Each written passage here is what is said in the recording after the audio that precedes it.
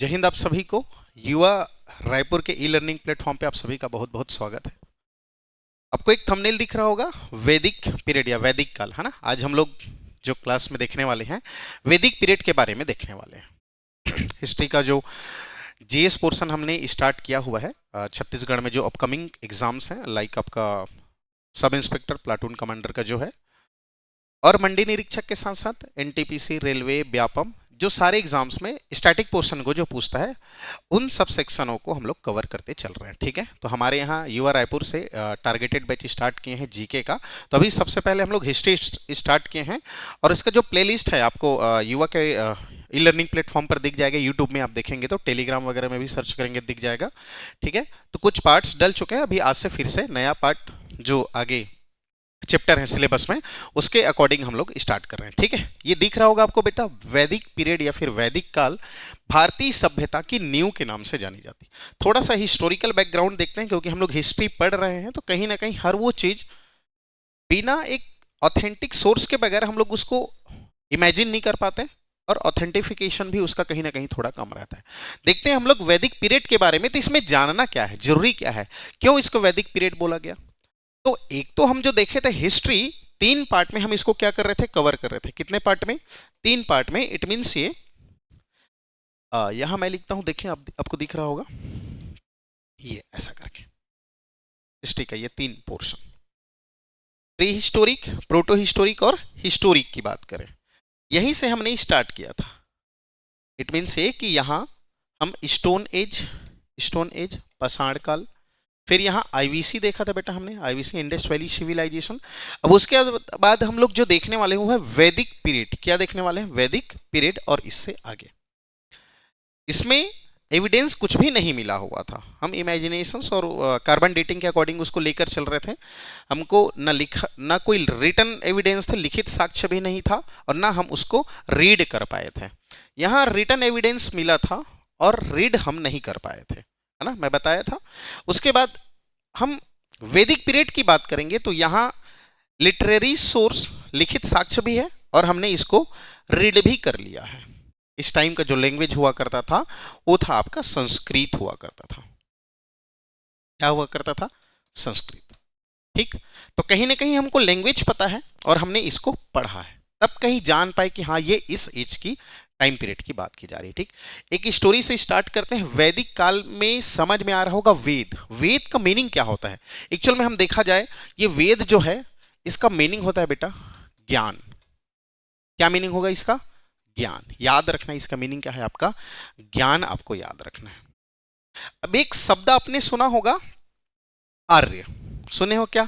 Aryan civilisation बोलते हैं हम लोग इसको, या फिर आर्य सभ्यता भी बोलते हैं। वैदिक क्यों बोला गया, आर्य क्यों बोला गया? दोनों के पीछे एक लॉजिकल बातें हैं, मैं उसको थोड़ा थोड़ा एक्सप्लेन करने की कोशिश करता हूं, एग्जाम में पूछा हुआ है। एक तो आर्य शब्द जो उत्पत्ति हुई, इसकी ओरिजिनेशन देखेंगे हम लोग, कहां से ओरिजिनेट हुआ है आर्य। तो बहुत सारे ऐसे हिस्टोरियन हैं या फिर हिस्टोरिकल पर्सनालिटी, क्या बोलेंगे हम लोग उसको, ऐतिहासिक पर्सन है, जिन्होंने इसके बारे में अपना अपना सेपरेट क्या दिया हुआ है, एक कहीं ना कहीं लॉजिक दिया हुआ है। ठीक, तो थोड़ा सा मैं घुमा फिरा दिया आपको, लेकिन सटीक बात यह है कि हमको आर्य कहां से आया और वेद क्यों हम इसको पढ़ रहे हैं, थोड़ा सा देखते हैं। ठीक है, चलो पहला बात करते हैं हम लोग आर्यन के बारे में। यदि मैं इंडिया का मैप बनाऊं, आपको यहां दिख रहा होगा छोटा सा इंडिया का मैप, ये, और ये आपका है सेंट्रल एशिया। ठीक, मैं वेद में वेद का मीनिंग बता दिया, थोड़ा सा समझते हैं कि है क्या क्या चीज, हमको देखना क्या है। जैसे ही आर्यंस लोग यहां आते हैं, हम, अच्छा, मानव सभ्यता का पालन और मानव जाति का पालन में 2 चीज बताया था बेटा। मानव जाति का पालन कौन? अफ्रीका। इट मींस यहां की मैं बात किया था, यहां की। यहां से लोग आगे बढ़े तो यहां इजिप्ट एक जगह, दूसरा एशिया और तीसरा चाइना। जब आर्यंस आए, ये ऐसे घुमंतु प्राणी हुआ करते थे जिनके लाइफ स्टाइल के ही बारे में हमको देखना है। ठीक, तो यहां से ये जो दिख रहा है सेंट्रल एशिया, जिसको मध्य एशिया बोलते हैं, कजाकिस्तान, तुर्कमेनिस्तान, उज्बेकिस्तान, ऐसा करके 5 स्थान हैं। ठीक, यहां से ये लोग निकलते हैं एक चरवाहे के रूप में, कुछ यूरोप चले जाते हैं, कुछ इस रीजन में आ जाते हैं, कुछ इस रीजन में, और फिर कुछ इस रीजन में। आने का रीजन बताता हूं मैं क्यों आए करके, है ना। तो ये आर्यंस थे, अब क्यों आर्यंस बोला गया और कौन कौन बोला? तो सर्वमान्य जो बातें हैं, सर्वमान्य जो आर्यंस थे वो कहां से आए थे? तो मध्य एशिया से आए थे। पहला किससे आए थे भाई? मध्य एशिया, सेंट्रल एशिया से। ये कहां से? सेंट्रल एशिया से। कौन बोला इसको? मैक्स मुलर बोला। और अधिकांशतः लोगों का भी यही मत था, मध्य एशिया से। पूछा हुआ है क्वेश्चन।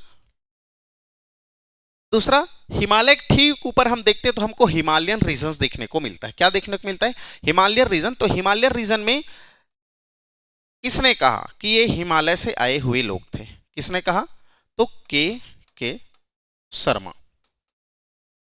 नाम याद रखना। कौन इनको कहां से आए हुए बोले? तीसरा, यदि मैं बात करूं बीजी तिलक का, मैं बात करता हूं बीजी, बाल गंगाधर तिलक। तो बाल गंगाधर तिलक कहां बोले थे? नॉर्थ पोल बोलते हैं, उत्तरी ध्रुव, नॉर्थ पोल, उत्तरी ध्रुव से आए हैं बोलते हैं आर्यंस की बात करें तो। उसके बाद बात करूं मैं फोर्थ नंबर पर, दयानंद सरस्वती। दयानंद सरस्वती ये कहां से बोलते हैं? तो ये तिब्बत से बोलते हैं। कहां से बोलते हैं? तिब्बत से बोलते हैं। ठीक है। और कई ऐसे हैं, कई लोग बोले हैं कि आपका सप्त सैंधव प्रदेश से ही आए हैं, सप्त सैंधव। तो अलग अलग स्टोरी है इनके आने और इनके यहां आने का। यही वो आर्यंस थे जो आए और आके वैदिक कल्चर को क्या किए? प्रमोट किए, वैदिक कल्चर को आगे लेके आए। उनकी लैंग्वेज क्या थी? संस्कृत थी। और उन्हीं कल्चर से आगे देखने को मिलता है जो आज के हिंदुइज्म इस पर बेस्ड है। ठीक है। तो आगे बढ़ते हैं थोड़ा सा। एक और एक स्टोरी आपने सुना होगा कि वैदिक कल्चर में हम लोग देखते हैं कि भारत जो नाम पड़ा इंडिया का, भारत, है ना, हम लोग इससे पहले कोई मेलुहा कहा, कोई सिंडोन कहा, कोई और कुछ कहा, है ना। तो इस टाइम की बात करें हम तो बोला क्या गया था, नाम कैसे पड़ा? तो देखो, एक दो वर्ग में क्या होता है, एक युद्ध होता है। हम लोग जैसे ऋग्वेद पढ़ेंगे तो टोटल 10 मंडल हैं। कितने मंडल? टोटल 10 मंडल। तो उसमें 7वें मंडल में बताया गया है किसके बारे में? दशराज्य युद्ध के बारे में बताया गया है। कौन से युद्ध के बारे में? दशराज्य युद्ध के बारे में बताया गया है कि उसमें एक जो राजा हुआ करता था, भरत कुल का राजा था, जिसका नाम क्या था? सुदास था। मैं इसको इरेज करता हूं, थोड़ा सा आपको दिखेगा।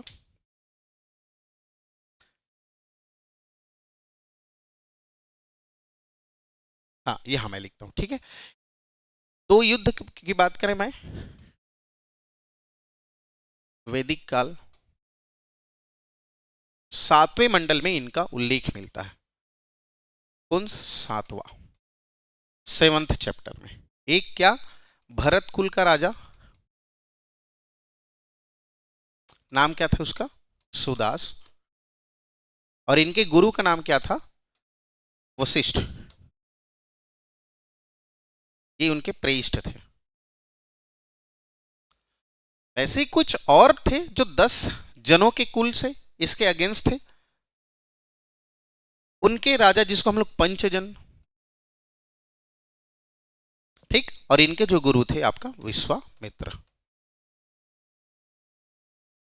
इनके बीच भीषण युद्ध होता है और युद्ध होने के बाद फाइनली सुदास जीत जाता है और जीत जाने के बाद भरत कुल के ही नाम से क्या होता है? भारत पड़ता है। ठीक है। अल्टीमेटली जो आर्यंस आए हुए थे, क्या? जो आर्यंस आए हुए थे उन्होंने ही वैदिक पीरियड की नींव रखी है। मेरा इतना समझाने का एक ही मीनिंग था। ठीक है। आए हुए थे जो, वो वैदिक पीरियड की क्या रखे हैं? नींव रखे हैं। और वही वैदिक पीरियड को हमको देखना है। टोटल वैदिक पीरियड की बात की जाए तो 1500 बीसी से लेकर 600 बीसी तक हम देखेंगे। 1500 से 600। इसमें दो भाग में बटेगा। एक पहला अर्लियर वैदिक पीरियड या पूर्व वैदिक काल, जो 1000 बीसी से, सॉरी 15,000 बीसी से क्या हो जाएगा आपका? 1000 बीसी तक चलेगा। 1000 बीसी। और दूसरा हम बांटेंगे इसको 1000 बीसी से लेकर आपका 600 बीसी तक चलेगा। ठीक है, ये पूर्व वैदिक काल है, पूर्व अर्लियर, और ये आपका लेटर वैदिक काल है, उत्तर वैदिक काल है। ठीक है, तो हम इसमें एक वेद के बारे में पढ़ेंगे जिसका नाम है क्या आपका ऋग्वेद, और उसके बाद बचा ये जो टाइम पीरियड है ना, ये 400 साल और ये 500 साल, इसमें हम लोग ऋग्वेद के बारे में देखेंगे, और इसमें बचा सामवेद, यजुर्वेद और अथर्ववेद के बारे में देखेंगे।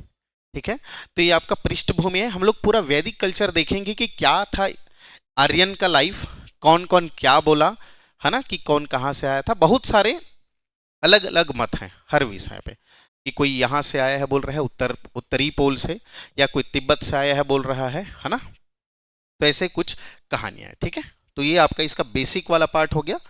ठीक है, चलो देखते हैं आगे। इनके कुछ साक्ष्य दिख रहे हैं क्या आपको? आर्यों का आगमन और उनके साक्ष्य के बारे में देखते हैं। देखो, ये बात मैं बता रहा था बेटा, यही क्या आपका सेंट्रल एशिया, मध्य एशिया बोलते हैं। मैक्स मुलर ने कहा था कि यहीं से आर्यंस आए हुए थे। ठीक है, एक तो यूरोप के डायरेक्शन में चले गए, यूरोपियंस बन गए बोलो। दूसरा, उत्तरी ध्रुव की ओर चले गए, और एक थे जो एशिया की ओर आए, और एक थे जो एशिया के ईस्टर्न पार्ट में आते हैं। ठीक है, ये आपको दिख रहा होगा, क्लियर? अब एक सेकंड, कुछ पेजेस देखने दीजिए, तो कुछ मिस तो नहीं हो रहा।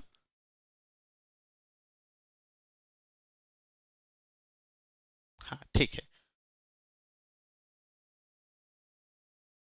हाँ ठीक। अच्छा, अब कुछ एविडेंसेस देखते हैं या फिर समानता की बात करेंगे, तो कैसे हम इनके कंटेम्पररी हैं, कैसे इनके समानता है ना।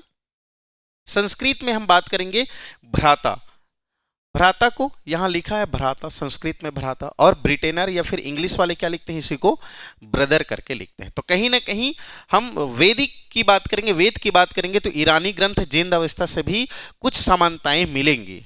ठीक है, सिमिलैरिटीज हमको वहां भी देखने को मिलेगा। तो पहले थोड़ा सा देखते हैं कुछ भाषाई समानता के बारे में। ये संस्कृत के भ्राता शब्द को देखते हैं, और यहां से इंग्लिश के ब्रदर शब्द को देखते हैं, तो भी सेम है। बात करूं मैं संस्कृत में सप्त की मैं बात करूं, तो शब्द में इधर 7 और इधर भी 7 का मतलब 7 ही होता है। कहीं ना कहीं भाषाई समानता हमको उस सिविलाइजेशंस का देखने को मिल रहा है, कहां, वैदिक का। दूसरा, उसके बाद दिख रहा होगा संस्कृत में अंदर, और इसको देखेंगे तो अंदर, लगभग लगभग पढ़ने में कुछ ना कुछ सेम हमको लग रहा है। ठीक है, ये चीज है। एक आर्कियोलॉजिकल एविडेंस की बात करेंगे, पुरातात्विक साक्ष्य की बात करेंगे, तो बोगज कोइराज अभिलेख जो टर्की में है, वो वैदिक देवताओं का उसमें उल्लेख मिलता है। कहां है आपका? टर्की में बोगज कोइराज अभिलेख है, जिसमें वेद के देवताओं को, वैदिक देवताओं का उल्लेख मिलता है। जैसे इंद्र की बात करें तो, वरुण की बात करें तो, या फिर मित्र की बात करें तो, इन देवी देवताओं का वहां हमको उल्लेख देखने को मिलता है। ठीक है, एक लाइन लिखा हुआ है जिसको मैं बता रहा था कि ईरानी ग्रंथ जिंद अविस्ता करके है, पूछ चुका है, चाहे पीएससी की बात करूं कि व्यापम की बात करूं या फिर अदर एग्जाम्स में बात करूं जो इंडिया में होते हैं, या अदर स्टेट लेवल के जो एग्जाम्स होते हैं। कई बार पूछा है कि ऋग्वेद में पाई जाने वाली समानता पूरक जो ग्रंथ है, ईरानी ग्रंथ, उसका नाम क्या है करके। ठीक है, ऑप्शंस कई सारे देता है, तो जिंदावेस्ता और ऋग्वेद में क्या है, आपको समानता देखने को मिलेगा। ठीक है, क्यों ये लोग ऋग्वेद, सॉरी मैं ये बोल रहा था कि क्यों आए और इसी रीजन में आके लोग क्या किए, इस्टेब्लिश हुए, सिचुएटेड हुए, इसकी थोड़ा सा स्टोरी आगे देखने वाले हैं। ठीक है, चलो, तो ये सब आर्कियोलॉजिकल एविडेंस याद रखना कि बोगज कोइराज अभिलेख क्या है, क्या दिया हुआ है। तो एक्चुअल में दिया क्या हुआ है, ईरानी ग्रंथ है, या ईरानी टर्किश रीजन में एक अभिलेख है जहां वैदिक देवताओं का उल्लेख है, और किसका किसका, इंद्र का, वरुण का और मित्र का। ठीक है, चलो ये इतना क्लियर क्या, देखते हैं कुछ बात। ठीक है, वेद के बारे में हम बात कर रहे थे। तो वेद एक ऐसा अपौरुषेय ज्ञान है, कहने का मतलब है कि इसको कोई भी पुरुष नहीं लिखा है। इट मीन्स ये कि ये देवकृत है, कोई भगवान नहीं इसको लिखा हुआ है। मीनिंग क्या है वेद का, तो ज्ञान या फिर नॉलेज पूछा हुआ है। दूसरा, अपौरुषेय कहने का मतलब है मनुष्य द्वारा इसको रचित नहीं की है, अर्थात भगवान ने ही इसको लिखा हुआ है, ईश्वर प्रदत्त है। ठीक है, वेदों में संहिता है जिसमें मंत्रों का क्या है, आपका संग्रह है। ठीक, बहुत सारे हाइम्स मंत्र हैं। दूसरा, ब्राह्मण ग्रंथ भी कुछ कुछ है, है ना, देखेंगे हम लोग कुछ कुछ ब्राह्मण ग्रंथ, तो इसमें कर्म कांड या फिर अनुष्ठान के बारे में दिया हुआ है। बेटा याद रखना, जो पॉइंट दिया हो इसके नीचे जो लाइन लिखा है इसका विषय वस्तु है, इसके बारे में यही दिया हुआ है। ठीक है, कर्मकांड या फिर अनुष्ठानिक अनुष्ठानिक जो सेलिब्रेशन जो हुआ करते थे, है ना, उनके बारे में दिया हुआ है। उसके बाद आरण्यक है।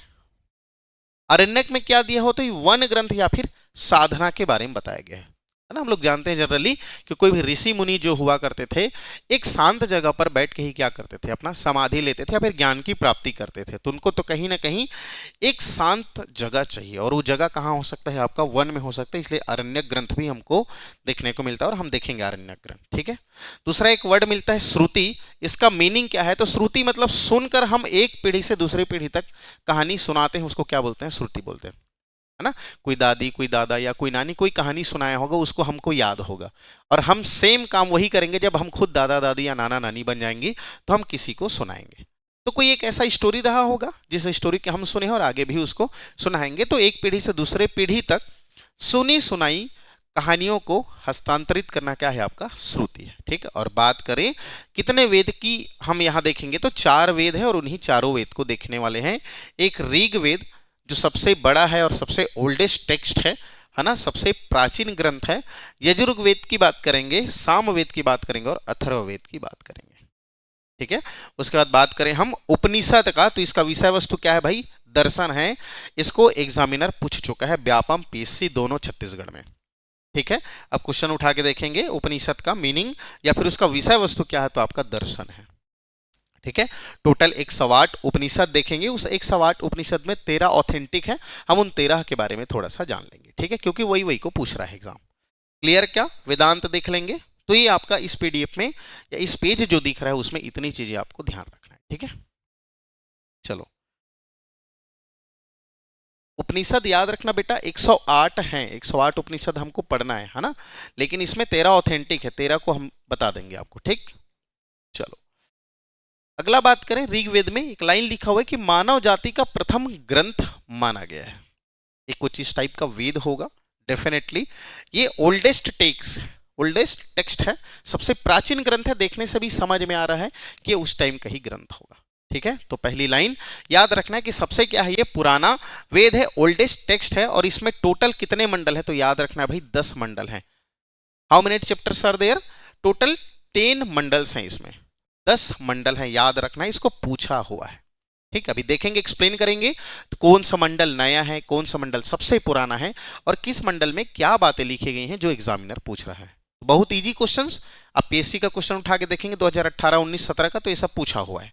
ठीक है, अभी भी व्यापम इन सब क्वेश्चनों को पूछता है। टोटल 10 मंडल है या फिर 10 चैप्टर। टोटल सूक्त की मैं बात करूं, हाइम्स की बात करूं, तो 1028 है।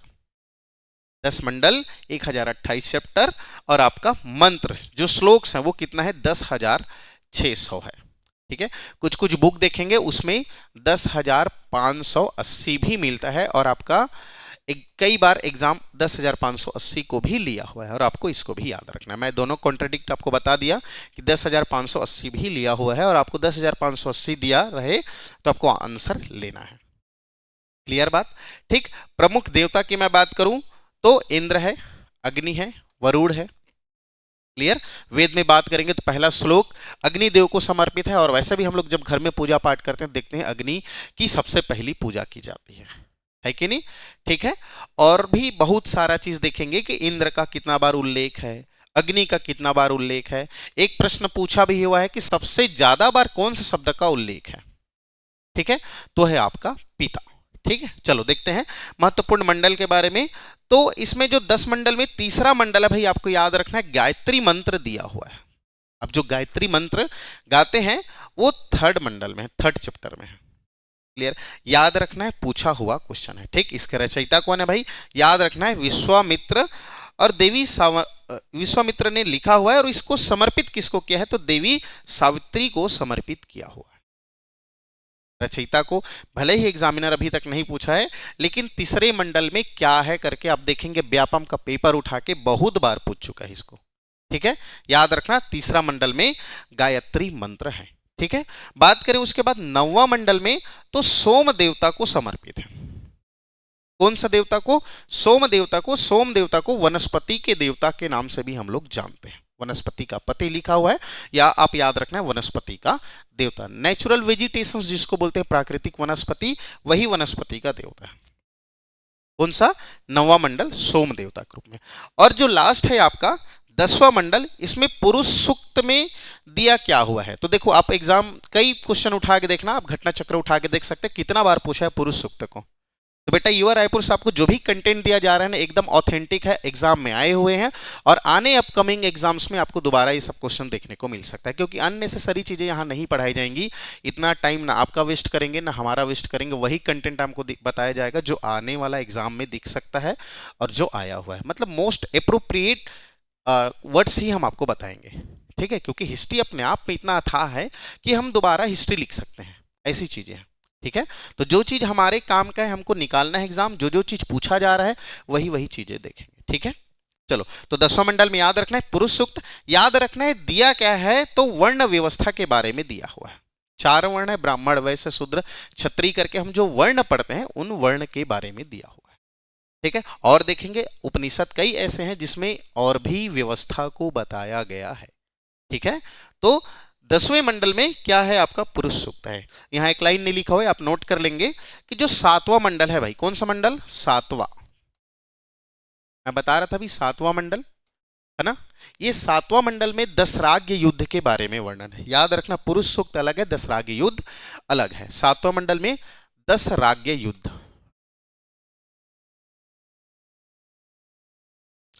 दशराग्य, एक सेकंड इसको अच्छे से लिख देते हैं, दशराग्य युद्ध, है ना। इसी में बताया गया है कि जो राजा था सुदास, जो भरत कुल का था, और जीत जाने के बाद उसी भरत कुल के नाम से भारत नाम पड़ा था, ठीक। तो कहां से है वो? 7वें मंडल के दशराग्य युद्ध से हमको वर्णन मिलता है, ठीक, जो सबसे स्टार्टिंग में मैं बताया था। क्लियर इतनी बातें? तो हर लाइन काम का है बेटा, हर चीज को आपको नोट करके रख लेना है, बाकी और कोई बुक पढ़ने की जरूरत नहीं है। इतना कंटेंट आपको युवा रायपुर प्रोवाइड करेगा कि आप इतना से एग्जाम इजिली क्रैक कर सकते हैं, ठीक है। चलो, लिखा हुआ है देखो, जो काम का चीज है, मंडल दूसरा से 7वां सबसे पुराना है। ओल्डेस्ट चैप्टर है किनका? जो 10 चैप्टर्स थे, 10 चैप्टर में से दूसरा से 7वां तक सब पुराने हैं, ओल्डेस्ट हैं। बात करें तो इसमें नया क्या है, तो पहला और 10वां आपका बाद में जोड़े गए हैं, ठीक। कौन कौन सा? इस लाइन को पूछ लिया गया है पीएससी, दूसरा से 7वां सबसे पुराने मंडल से, ठीक, और पहला और 10वां क्या है आपका? नया है, ठीक।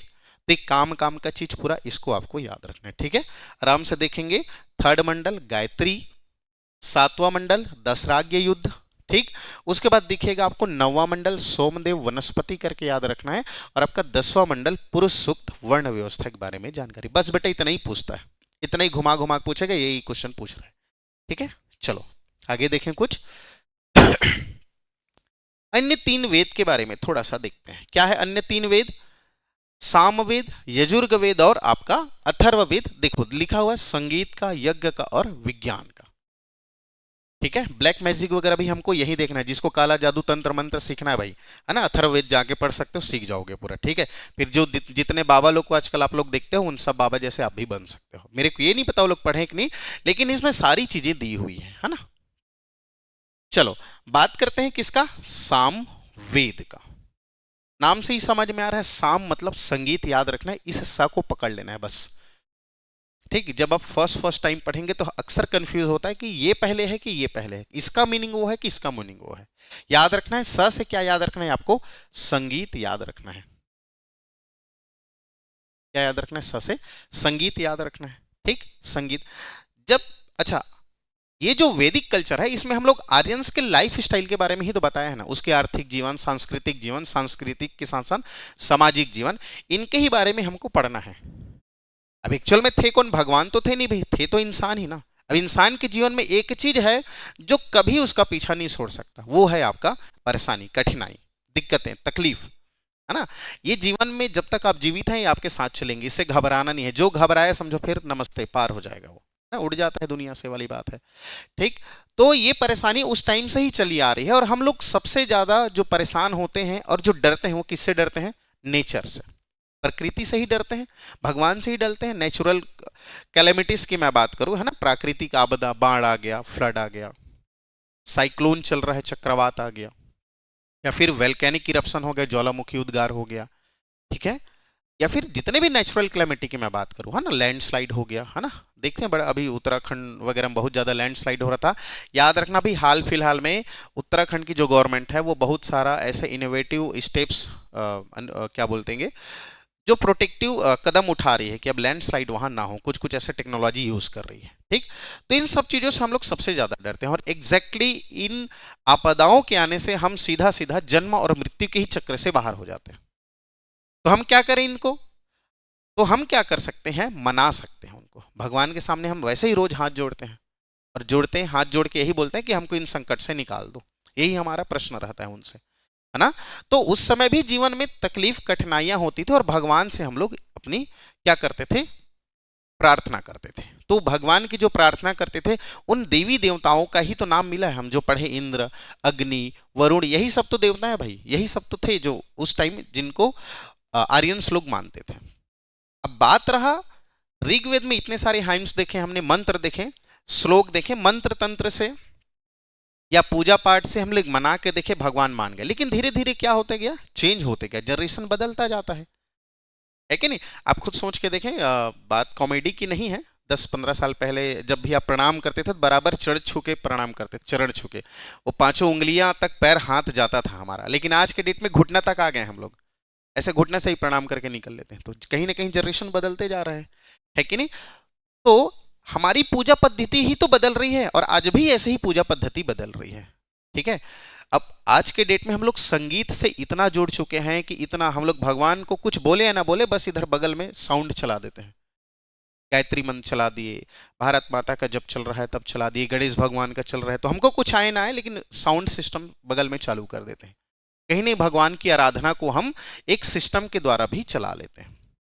तो जब समय आया तो हमने संगीत के माध्यम से भगवान को मनाने का कोशिश किया, ठीक है। मैं एक जो अभी थोड़ी देर पहले बैकग्राउंड में जो हिस्ट्री सुनाया, वो आपको कनेक्ट करता है कि हम चीजों को कैसे बदलते हैं धीरे धीरे, ठीक है ना। वो पैर छूने वाला आप याद रखना कि हम पहले पूरे झुक के प्रणाम करते थे, अब घुटने तक ही छू के प्रणाम कर लेते हैं, है कि नहीं। तो संगीत के माध्यम से भगवान को मनाने की कोशिश करना कि हे प्रभु हमको अपनी इस मुसीबत से निकाल दो, जरूरत से ज्यादा बारिश हो गई फ्लड से बचा दो, है ना। तो संगीत सबसे पुरानी पुस्तक ही भारतीय संगीत का जनक भी माना जाता है, और इसमें गाए जाने वाले मंत्र को किसमें दिया हुआ है, सामवेद में दिया हुआ है, ठीक है। तो संगीत के माध्यम से भगवान को मनाना। जब संगीत से भी काम नहीं बना तो फिर सब तरह का टेंशन एक जगह, चलो सबको आग में जला देते हैं, अग्नि देवता को प्रसन्न करते हैं, ठीक है। फिर घर में क्या कराते हैं हम लोग, यज्ञ कराते हैं। क्या कराते हैं, यज्ञ कराते हैं। फिर यज्ञ के माध्यम से हम फिर उस भगवान को मनाने की कोशिश करते हैं। और मैं बताया था दुनिया में सब चीज सुधर सकता है, इंसान नहीं सुधर सकता, और आज भी हम लोग ये सब टेक्निक्स यूज करते हैं, है कि नहीं।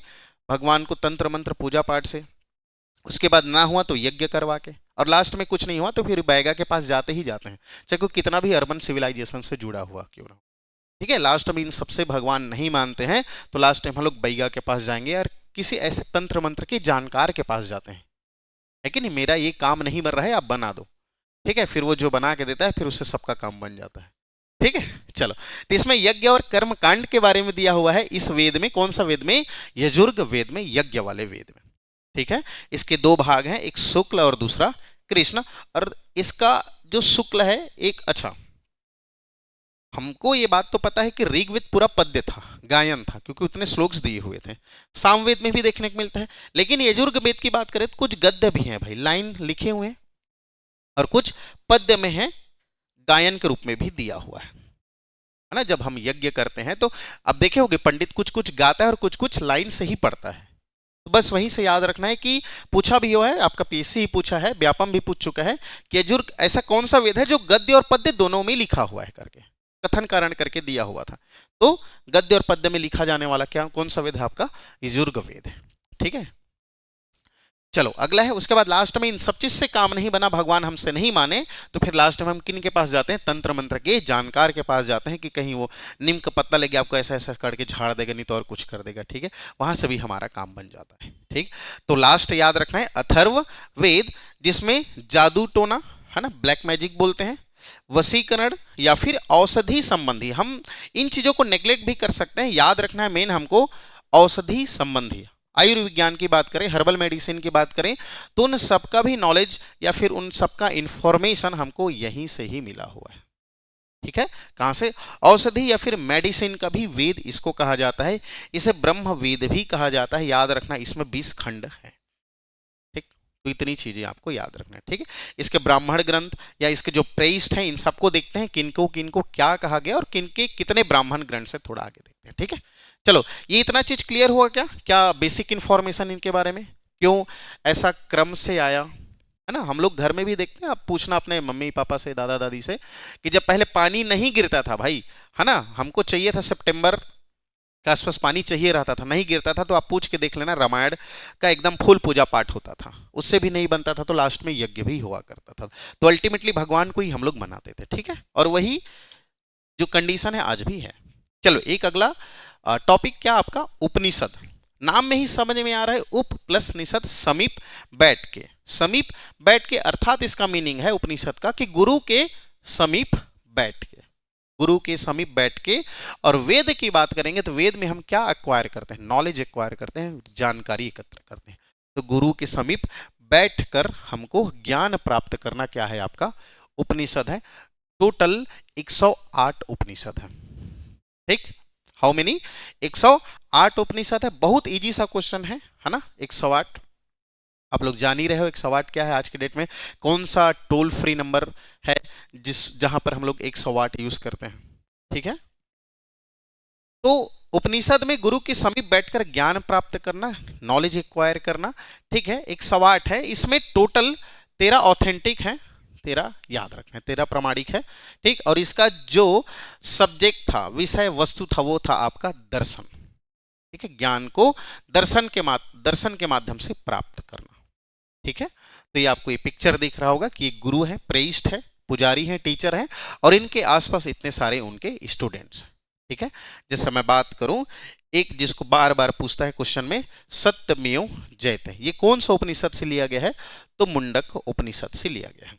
बहुत सारे उपनिषद हैं, श्वेतांबर है, मुंडकोपनिषद की बात हम कर ही चुके हैं, है ना, जबालो उपनिषद है, आश्रम व्यवस्था वगैरह के बारे में बताया है, छांदोग्य उपनिषद है, ठीक है, वृहदा अरण्यक है। तो बहुत सारा हम उपनिषद देखेंगे इसके बाद एक लिस्ट में। ठीक है, तो सत्यमेव जयते कहां से लिया गया है? आपका मुंडक उपनिषद से लिया गया है। ठीक है, याद रखना, सत्य हमेशा हम जुबा से ही बोलते हैं, जुबा हमारे मुंडी पर फिट है, इसलिए मुंडक उपनिषद याद रखना है।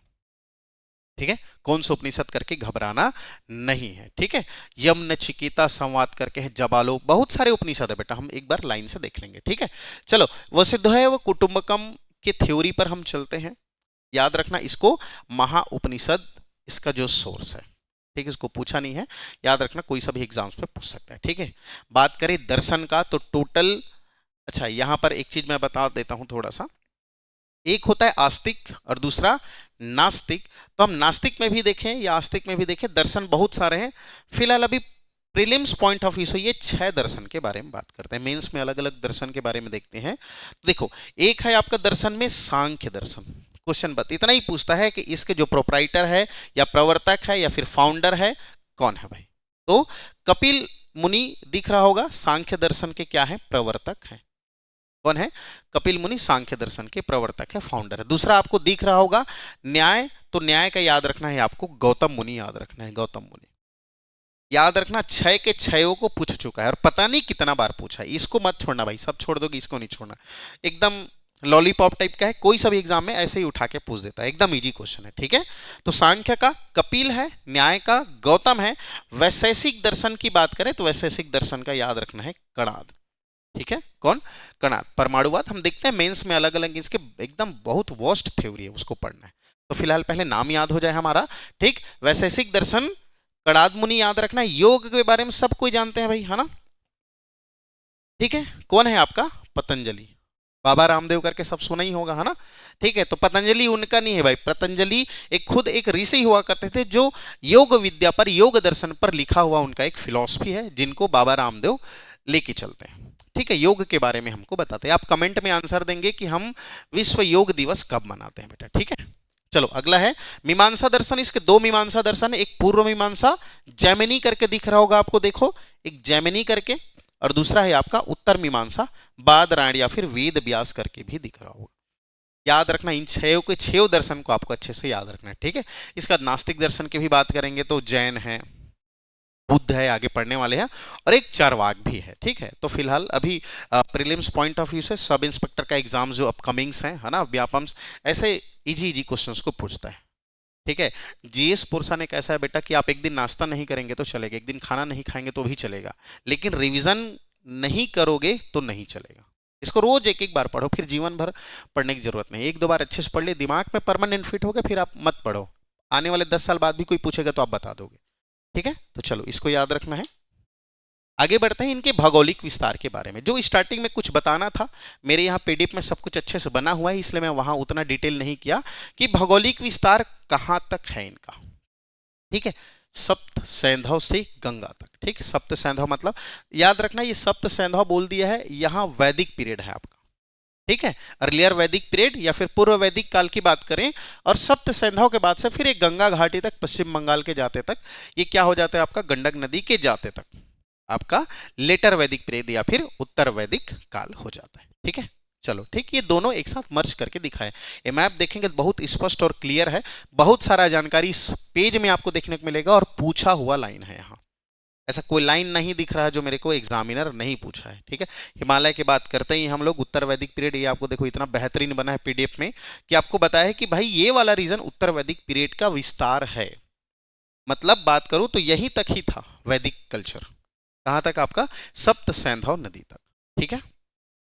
अविनाश चंद्र दास एक ऐसे क्या बोलते हैं आपका वैदिक लिटरेचर जो लिखे हैं, उनके बुक में यही बताते हैं कि सप्त सैंधव प्रदेश से ही आर्यंस आए हुए थे, ये आपको दिख रहा है ना। जैसा मैक्स मुलर की बात करते हैं तो सेंट्रल एशिया बताता है, बाल गंगाधर तिलक की बात करते हैं तो नॉर्थ पोल बताता है वो, ठीक है। दयानंद सरस्वती की बात करें तो तिब्बत से आर्यन लोग आए हुए हैं बोलता है। के शर्मा की बात करें तो क्या बताता है, वो हिमालयन रेंज से आए हुए हैं बोलते हैं। तो हर चीज मैं बता चुका और ये आपको दिख रहा होगा, ठीक है। चलो अब सप्त सैंधव प्रदेश की बात करें तो नाम में ही समझ में आ रहा है, सप्त मतलब होता है सात, सप्त मतलब सात, और इन सात नदियों का प्रदेश यही क्या है आपका, सप्त सैंधव प्रदेश है, ठीक। इनमें कौन कौन सा नदी आता है, पहले तो आपको याद रखना है, सबसे पहले तो largest river in this civilisation की मैं बात करूं तो, या फिर अभी जो हम पढ़ रहे हैं वैदिक पीरियड की बात करूं तो सबसे बड़ी नदी कौन है आपका, सिंधु नदी है। कौन सा नदी है, सिंधु नदी है सबसे बड़ी नदी, जो आसपास की और नदियों को अपने ऊपर समा के बाहर लेके आती है, और मिठानकोट के आसपास ये आपका अरेबियन सी में, अरब सागर में पानी डिस्चार्ज कर देती है, ठीक है। तो सबसे पहला सिंधु नदी, ठीक। दूसरा उसके बाद दिख रहा होगा आपको वितस्ता नदी, फिर चिनाव, फिर रावी, फिर ब्यास, और आपका ये सतलज, ठीक है। अच्छा देखो, जो सातवां चैप्टर था, सातवां मंडल था, दसराग युद्ध के बारे में बात की जाती है, वो कौन सा नदी के तट पर जो युद्ध हुआ था, तो याद रखना है रावी नदी या फिर परूषणी नदी के तट पर, ठीक है। यहां दिख रहा होगा आपको ये परूषणी या फिर रावी नदी, ठीक है। तो क्वेश्चन ऐसा भी पूछ सकता है कि सातवें मंडल में किस नदी का उल्लेख है ना, ऐसा भी एक आध बार क्वेश्चन नहीं बना, लेकिन डेफिनेटली बन सकता है, क्योंकि सातवें मंडल में दसरागी युद्ध के बारे में जो वर्णन है वो यही नदी के तट पर हुआ था। बहुत इजी सा क्वेश्चन बनेगा, कौन सा नदी, रावी नदी के तट पर है, ठीक है। तो झेलम, चिनाव, रावी, व्यास, सतलज करके ऐसे 7 नदी आपको याद रखना है, घग्गर नदी या फिर सरस्वती नदी, ठीक है। ये इस रीजन में बहे, और इन्हीं के ही आसपास क्या हुए, आर्यंस लोग रुके। एक्चुअल में थे कौन, चरवाहे थे, उनकी सांस्कृतिक जीवन और सामाजिक जीवन के ही बारे में तो हम पढ़े इस इतिहास में, ठीक है। तो देखो, ह्यूमन सिविलाइजेशन हमने शुरू में ही देखा, स्टोन एज की बात करें या उसके बाद की बात करें हम लोग, तो नदी ही एक ऐसा जगह है जहां ह्यूमन सिविलाइजेशन के लिए सबसे एप्रोप्रिएट, सबसे फेवरेबल कंडीशन प्रोवाइड करता है, क्योंकि जहां नदी होगा वहां वाटर अवेलेबिलिटी अच्छी होगी, पानी की उपलब्धता अच्छी होगी, और पानी की उपलब्धता अच्छी होने के कारण आसपास की जो लैंड है, सॉइल है, मिट्टी है, वो क्या होगा, बहुत ज्यादा फर्टाइल होगा, मतलब बहुत ज्यादा क्या होगा, उपजाऊ होगा। तो जहां मिट्टी उपजाऊ होगा मतलब डेफिनेटली वहां नेचुरल वेजिटेशंस ज्यादा डेंस होंगे, मतलब प्राकृतिक वनस्पतियां ज्यादा होंगी। इसका यही प्रमाण है कि वहां फॉरेस्ट अच्छा से क्या कर सकता है, डेवलप कर सकता है। चाहे नेचुरल वेजिटेशंस की बात करें तो डेवलप करेगा ही। तो हम क्या करते हैं, उसको क्लीन करते हैं। क्लीन करने के बाद हम लोग अपना जो वेजिटेशन स्टार्ट करते हैं, जिसको हम लोग बोलते हैं कल्टीवेशन। ठीक है, जो मिट्टी बहुत ज्यादा फर्टाइल होता है नदी के आसपास, फिर हम लोग क्या करते हैं, हम ह्यूमन सिविलाइजेशन की बात करें तो वहां खेती हम लोग स्टार्ट कर देते हैं। चाहे जौ की मैं बात करूं, गेहूं की बात करूं, फिर आज की हम लोग जितनी नदियां देखते हैं उनके आसपास की बात करूं। ठीक, बट बेटा दिक्कत ये हुआ, ये लोग इधर शिफ्ट होने का जो रीजन था, देखो ये पूरा माउंटेन रीजन था और बहुत ज्यादा नदी एक साथ था। तो बहुत ज्यादा नदी एक साथ होने के साथ साथ ये सब ग्लेशियर्स, ये जो नदी है ये 12 मासी नदी है ना, पूरा 12 महीना आपको इन नदियों में पानी देखने को मिलेगा। क्यों? क्योंकि ऊपर में हिमालय, और हिमालय पूरा का पूरा क्या है आपका, बर्फ है। ठीक, बरसात के रीजन में ही बरसात का जो सीजन उसमें पानी आएगा ही, लेकिन जो समर सीजन आता है उसमें भी देखेंगे तो ये ग्लेशियर स्मेल्ट होगा, पिघलेगा और पिघल के पानी भर के नदियों में आते ही रहेगा। ठीक है, तो इस कारण यहां फ्लड, बाढ़, लैंडस्लाइड, इन सब के जो साक्ष्य हैं वो ज्यादा देखने को मिलते हैं। इसलिए यहां ये सिविलाइजेशन लंबे समय तक सरवाइव करने के बाद क्या कर लिया, शिफ्ट कर लिया। डेफिनेटली 500 साल तक हम लोग यहीं देखेंगे। ठीक, उसके बाद फिर 1000 के आसपास फिर इधर ये लोग शिफ्ट होना स्टार्ट हो जाते हैं। क्यों? क्योंकि इसके नीचे आएंगे तो आपको पता है ये थार डेजर्ट है, राजस्थान के एरिया, पाकिस्तान में भी थार है ना, याद रखना। 2 मिलियन किलोमीटर स्क्वायर थार है, उसका 1,75,000 हमारे पास है, 25,000 किलोमीटर पाकिस्तान के पास है जो थार का मरुस्थल है। ठीक है, तो ये मरुस्थली रीजन था, तो यहां सरवाइव करना उसको ठीक नहीं लगा, क्योंकि यहां आसपास नदी दिख रहा होगा, इस नदी में बाढ़ आए तो इधर भागे, पता चल रहा है इधर से भी बाढ़ आ गए, फिर दोनों फंस के मर गए। इसलिए लगा उनको कि अब शिफ्ट होना ज्यादा सही है। तो शिफ्ट किधर हुए, वेस्ट की, सॉरी ईस्ट की ओर शिफ्ट हुए। इधर शिफ्ट हुए, ईस्ट की ओर शिफ्ट हुए। ईस्ट की ओर शिफ्ट होने का सबसे बड़ा रीजन था कि ये पूरा का पूरा रीजन क्या था, आपका मैदान है, पूरा मैदानी एरिया ही है। ठीक, और मैदान में नदी कितनी भी तेज रफ्तार से बहे, जब मैदान में जाते हैं तो अपने आप क्या हो जाती है, उसका जो फ्लो रेट है वो कम हो जाता है। देखो कम एरिया पर ज्यादा फ्लो से भागेगा और ज्यादा एरिया पर बहुत स्लो स्पीड से आपका वाटर फ्लो करेगा। तो मैदानी रीजन में ज्यादा फैलते गया, और गंगा एक ही बड़ी नदी है, आसपास और छोटी छोटी नदियां जरूर है, गंगा एकमात्र ऐसी बड़ी नदी है जो मैदान पर बहते हुए आती है। और मैदान पर बहते हुए आएगी तो जो भी ऊपर से हिमालय रीजन से कंकड़, पत्थर, गाद या फिर जो मिनरल्स है, जितना उपजाऊपन है वो सबको लाएगी और इस मैदान में धीरे धीरे क्या करते जाएगी, बिछाते जाएगी। जैसे ही गंगा के मैदान में पूरा उपजाऊ मिट्टी फैला, फिर इधर सिविलाइजेशन आगे बढ़ता है। जहां सॉइल सबसे अच्छा होगा मतलब वहां ट्रेड भी अच्छा होगा। इसीलिए देखते हैं हम लोग उत्तर वैदिक काल में व्यापार या व्यवसाय सबसे प्राइमरी ऑक्यूपेशन होता है।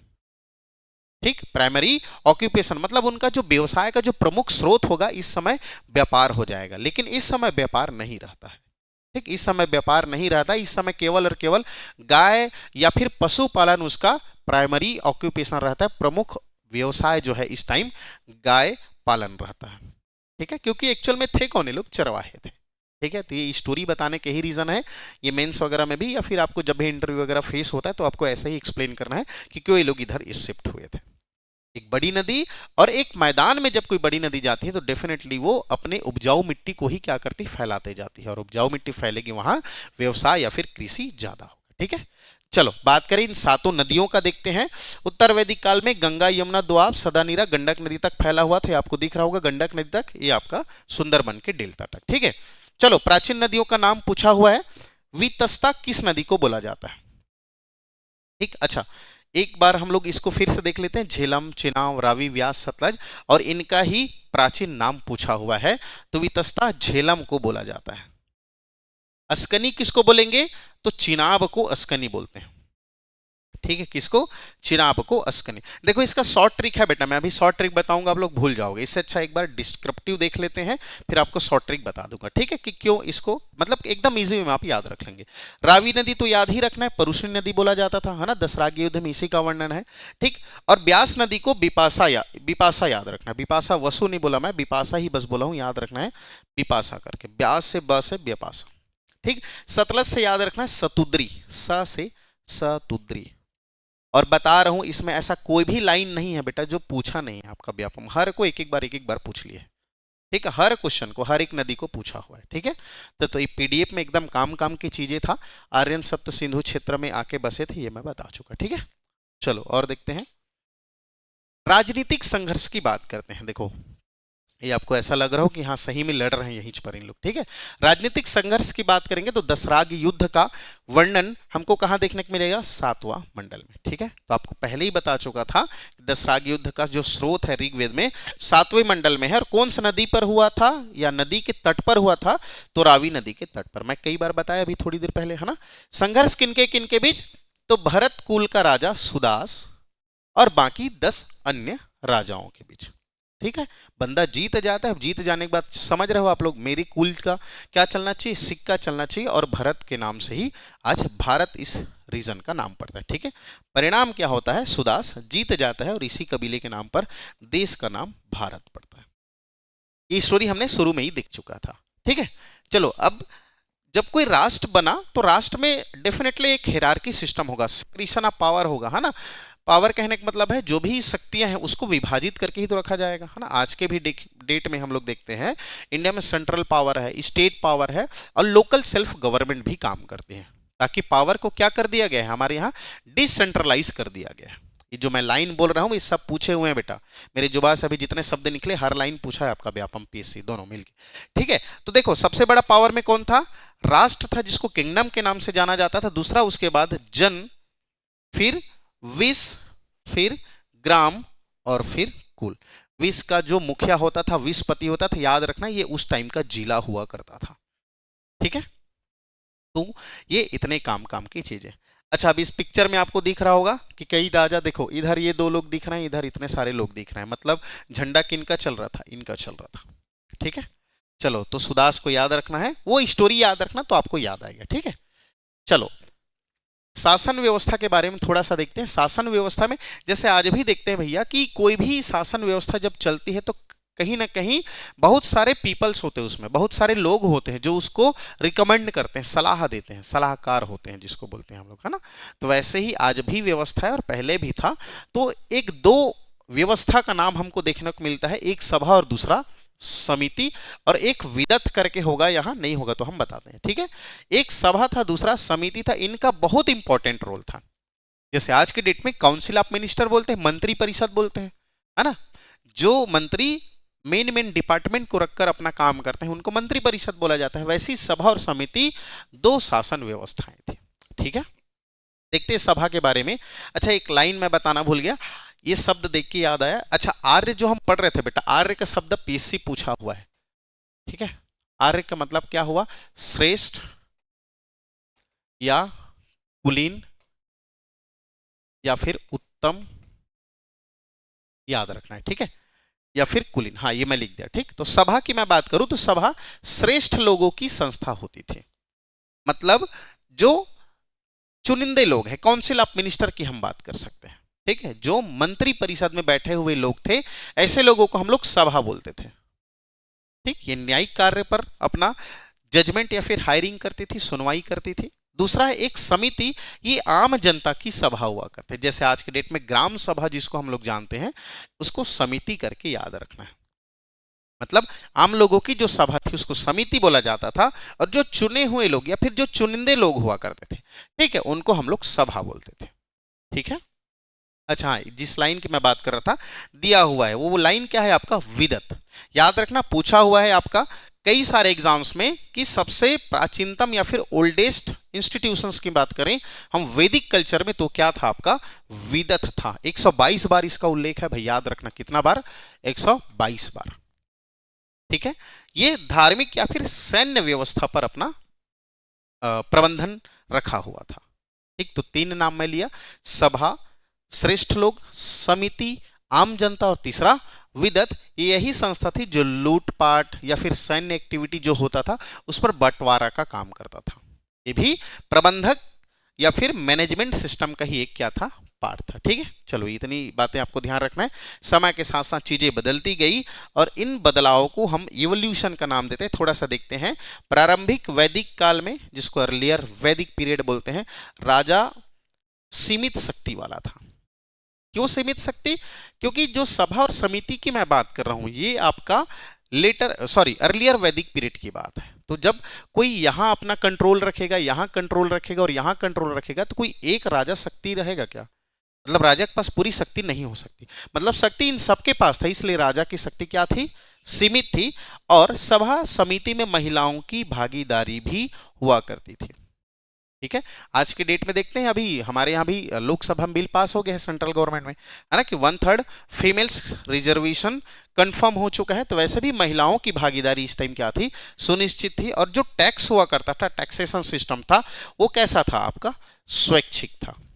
आपको टैक्स देना है, जितना अमाउंट में देना है आप दे सकते हैं, लेकिन अभी ऐसा नहीं है भाई, अभी जीएसटी चल रहा है, आपको इतना परसेंट देना है, मतलब देना ही है। ठीक है, दूसरा, उत्तर वैदिक काल में राजा शक्तिशाली बन गया और वंशानुगत भी हो गया। ये 6 लाइन जो दिख रहे हैं, 6 के 6 लाइन पूछ लिया है आपका एग्जामिनर। ठीक है, हमारे यहाँ 2 ही सेक्शन है जो ज्यादा हम लोग फोकस करते हैं, एक व्यापम और दूसरा पीसी। आप कोई भी यूपी पीसीएस की बात करो, एमपी पीएस की, बिहार पीसीएस की, यूपी पीसीएस, ये सब एग्जाम में पूछा हुआ इन सब। ठीक है, कि महिलाओं की भागीदारी वैदिक काल में थी, लेकिन उत्तर वैदिक काल में इनकी भागीदारी क्या हो जाती है, खत्म हो जाती, प्रवेश वर्जित था इनका। ठीक है, कुछ प्रथा की भी बात करूं मैं, देखो राष्ट्र शब्द का उदय इसी टाइम होता है, क्योंकि ये जो पद था ये वंशानुगत हो गया था। राजा का ही बेटा राजा बनेगा, उसका बेटा ही राजा बनेगा। और जो टैक्स था वो था कैसा, आपका रेगुलर हो गया था, नियमित हो गया था, इट मींस जीएसटी हो गया था, है ना। आपको देना है, मतलब देना है, आपका दायरे में, आप जीएसटी के दायरे में आ रहे हैं तो आपको देना ही है। ठीक है, याद रखना इन दोनों टाइम में, इस टाइम बहुत सारी ऐसी जो ऑर्थोडॉक्स है, सुपरस्टिशन की बात करें, है ना, जैसे सती प्रथा हो गया, बाल विवाह हो गया, दहेज प्रथा हो गया, वो इस टाइम नहीं था। यदि मैं बात करूं तो इस टाइम नहीं था, लेकिन ये जितने भी ऑर्थोडॉक्स या सुपरस्टिशंस हैं, है ना, वो इस टाइम था भाई। बाल विवाह का प्रचलन देखने को मिलता है, सती प्रथा के भी कुछ एविडेंस यहां हमको देखने को मिले हैं, कब, उत्तर वैदिक काल में। ठीक है, तो इतनी इंफॉर्मेशन यहां। ठीक है, ये सामाजिक संरचना को देखते हैं। ठीक है, तो आज का टाइम हो गया बेटा, हम लोग कल से देखते हैं इसके आगे वाले पोर्शन को। ठीक है, तो आज जितना आपने पढ़ा उसको रिवाइज करके रखिएगा, कुछ और बेसिक इंफॉर्मेशन के साथ ये वाला चैप्टर कल हम कंप्लीट कवर कर लेंगे, लेटर और अर्लियर को। ठीक है, चलो, युवा रायपुर से आप सबको थैंक यू सो मच।